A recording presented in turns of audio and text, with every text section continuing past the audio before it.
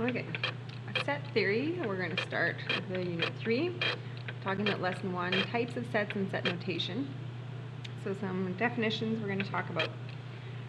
What a set is, it's just a collection of distinguishable objects. So for example, there could be a set of whole numbers.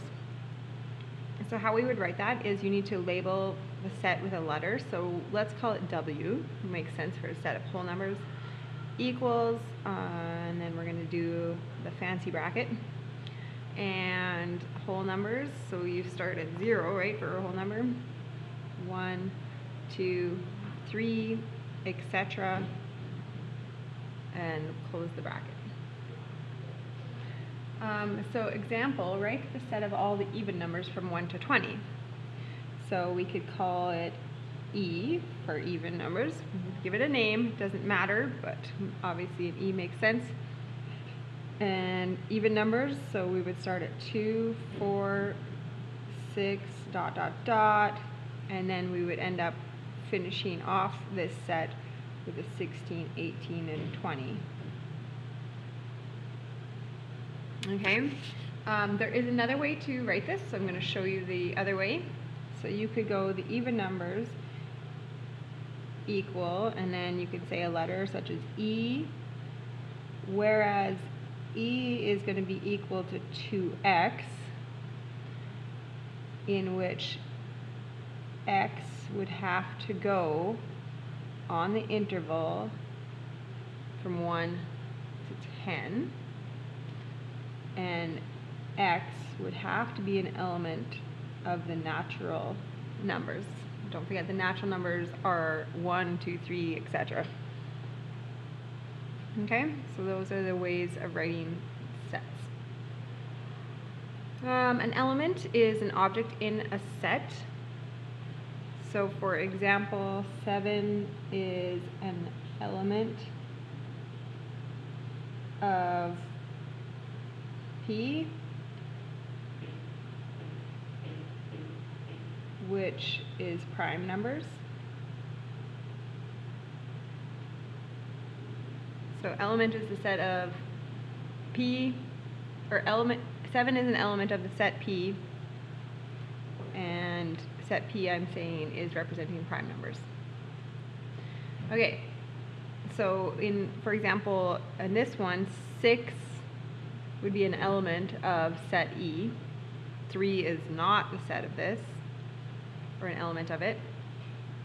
A universal set is the next definition. It is a set of all the elements under consideration. So an example, the universal set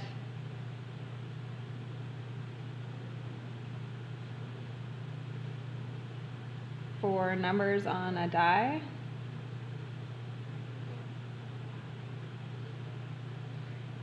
So if I go, let's give it an N, set N would be 1, 2, 3, 4, 5, and 6. Those are all the options. So it's also like a sample space, all the options that could happen. A subset is a set whose elements belong to another. So an example, applied math is a subset of grade 12 math.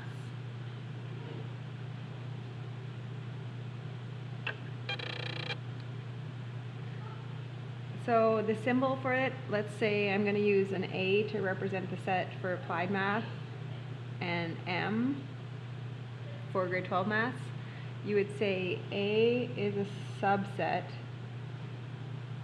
of M. So it looks like a sideways U, kind of like a C, a little bit like a C, a little bit longer. Okay, a complement,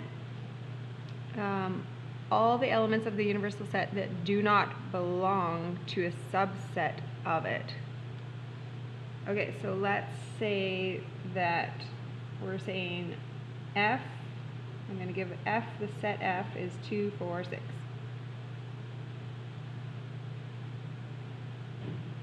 I'm going to state that F is a subset of N,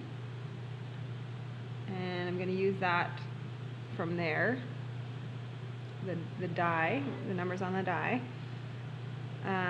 So then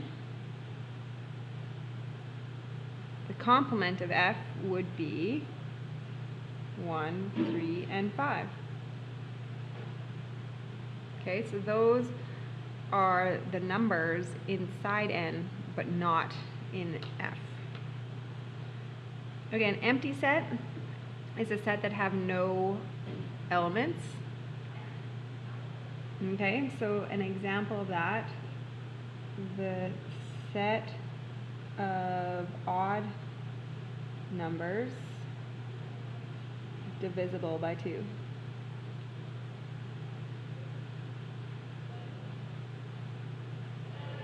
Okay, so how you would write that, let's say that odd numbers, I'm going to use an O for it. So you would say O equals, and then the brackets with nothing in it. Or you could have stated that O equals, and then that symbol means an empty set. So those are two ways you could write it. Disjoint, 2 or more sets having no elements in common. So the set of even numbers, the set of odd numbers, those would never have any numbers belonging to both of them. Just like in a deck of cards, your set of black numbers, black cards and red cards, you'll never have an overlap. Okay, so a couple practice questions here. Which diagram correctly represents the situation described? Okay, you have M representing all the foods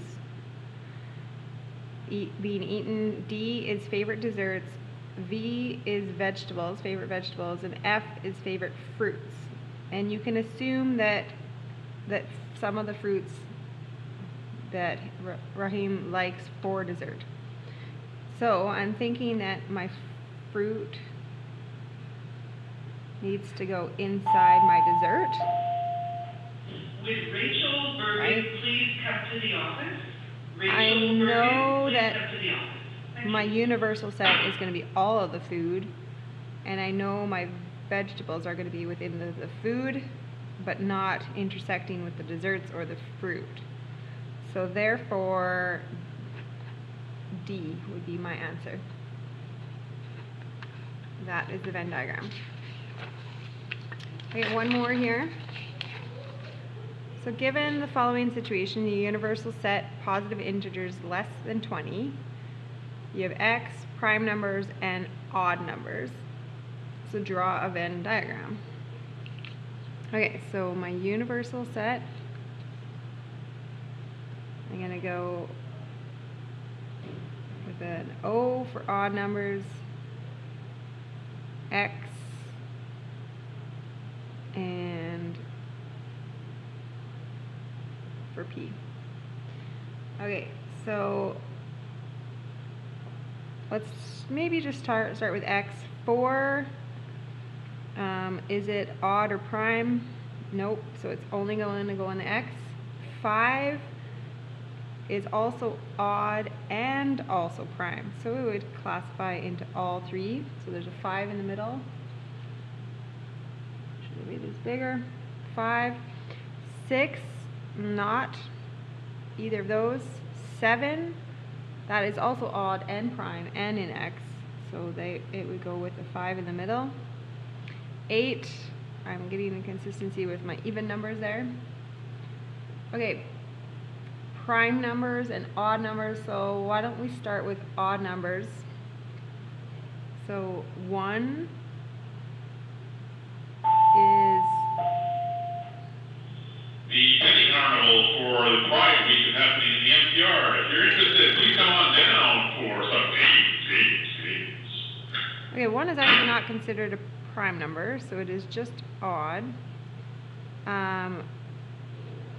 2 isn't in there at all, so I'm going to put it outside. 3 is odd and prime. 4 got it, 5, 6, 7, 8. So 9 is my next odd number. It is odd but not prime. 10, not in there anywhere. 11, that is prime and odd. 12, 13 is also prime and odd. 14, 15 is odd but not prime because it's divisible by 5 and 3. 16, 17, that is a prime, so I'm running out of room here. That's supposed to be in there. 17, 18, and 19 is also prime. So that would have been in the overlap there. Okay, so here is the results of your diagram. So overlap, 5 and 7 belong to all 3. There was no matchups between x and the prime. So that's your result.